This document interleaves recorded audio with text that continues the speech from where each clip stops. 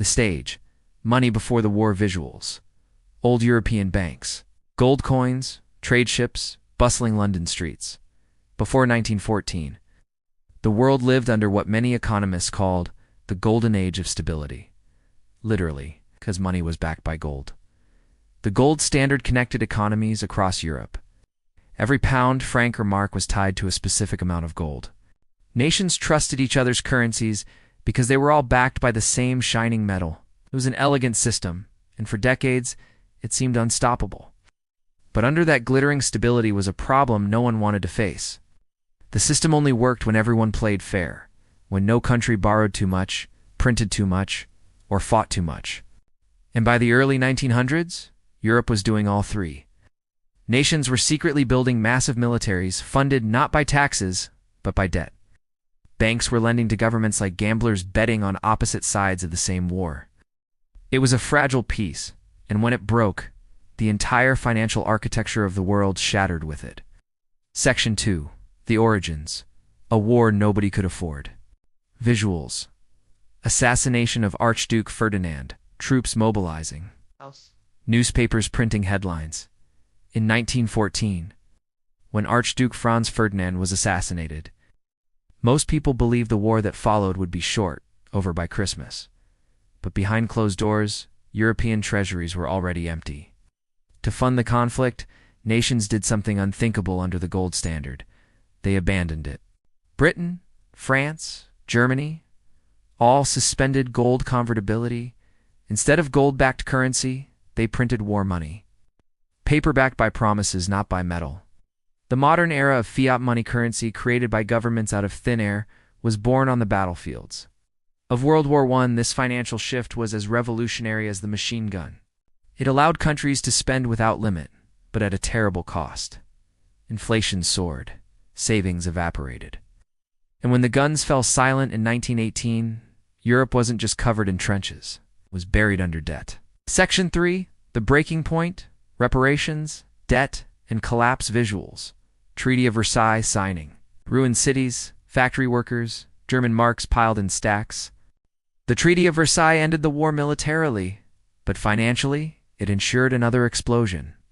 Germany was forced to pay massive reparations, hundreds of billions in today's dollars, to the Allies. But how could a defeated, bankrupt nation pay? The answer? They couldn't. So they printed more money. Hyperinflation followed. By 1923, German currency was so worthless that a loaf of bread cost billions of marks. Families burned banknotes to keep warm. Meanwhile, Britain and France owed billions to the United States, which had become the world's new financial superpower. To pay America, they demanded payments from Germany. To pay them, Germany borrowed from American banks. It was a financial merry-go-round that spun faster and faster until it flew apart in 1929. Triggering the Great Depression. The financial war never really ended, it just changed form. Section 4. The Fallout and Failed Fixes Visuals. Stock market crash, desperate crowds, world leaders meeting. 1930s footage. In the 1930s, nations tried to rebuild trust in their currencies, even returning to a modified gold standard. But the damage was done. Global confidence was shattered. The Great Depression spread like wildfire, fueled by deflation, debt defaults, and trade wars. Unemployment soared. Political chaos followed. And out of that chaos rose new leaders, new ideologies, and eventually World War II. So yes, the hidden financial battle behind World War I didn't just destroy economies. It helped create the conditions for the next global catastrophe. Section 5. Modern Parallels. The Echoes Today Visuals. Stock markets. Central banks, inflation charts, digital currencies, military spending.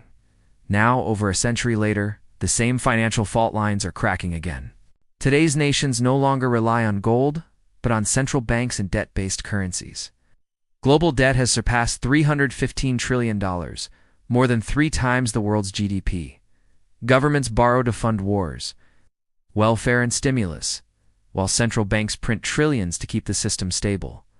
Sound familiar? We've replaced gold with trust, and trust is fragile. When confidence breaks, as it did in 1914 and 1929, history shows that economic collapse can quickly turn into political crisis. The question isn't if the system will strain again, it's when. Conclusion takeaways, warning, and call to action visuals, clock ticking, gold bar glinting, global skyline at dusk. So what can we learn from this hidden financial war? Takeaway number 1. Wars are not just fought with weapons, they're fought with money. Financial power often decides who wins and who loses. Takeaway number 2. When nations abandon fiscal discipline for political convenience, the consequences echo for generations. Takeaway number 3. Every financial system, gold-backed or digital, depends on trust. And when that trust breaks, entire empires can fall. The hidden financial battle behind World War I didn't just reshape the 20th century. It built the foundations of the financial world we live in today. And maybe, just maybe, we're living through the early chapters of the next one. Music swells. If you found this story eye-opening, help more people uncover the financial truths history tried to hide.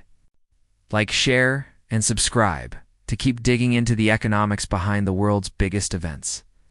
Because to understand our future, we have to decode the money behind our past.